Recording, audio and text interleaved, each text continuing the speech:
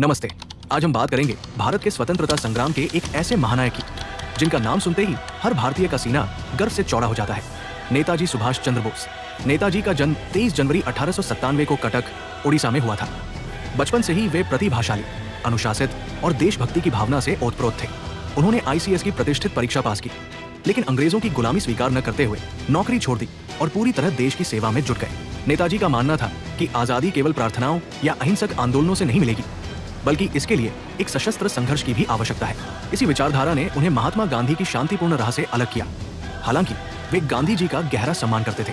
1938 में वे कांग्रेस के अध्यक्ष बने और पूर्ण स्वराज यानी संपूर्ण स्वतंत्रता का नारा बुलंद किया।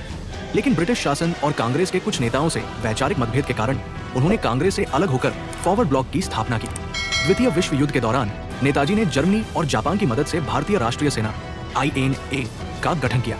इस सेना का उद्देश्य था दिल्ली चलो का नारा देकर अंग्रेजों को भारत से खदेड़ना। नेताजी का प्रसिद्ध नारा तुम मुझे खून दो, मैं तुम्हें आजादी दूंगा, आज भी करोड़ों लोगों के दिलों में जोश भर देता है। INA ने आजाद हिंद सरकार की स्थापना की, जिसे कई देशों ने मान्यता भी दी।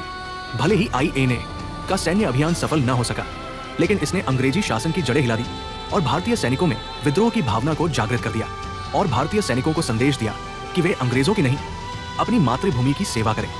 उनके नारे तुम मुझे खून दो, मैं तुम्हें आजादी दूंगा ने सैनिकों के हृदय में देशभक्ति की ज्वाला प्रज्वलित की, जिससे स्वतंत्रता संग्राम को नई गति मिली और फिर 15 अगस्त 1947 को भारत को आजादी मिल गई। नेताजी का जीवन रहस्यमयी तरीके से समाप्त हुआ, लेकिन उनकी विचारधारा और साहस आज भी हमें प्रेरित करते हैं।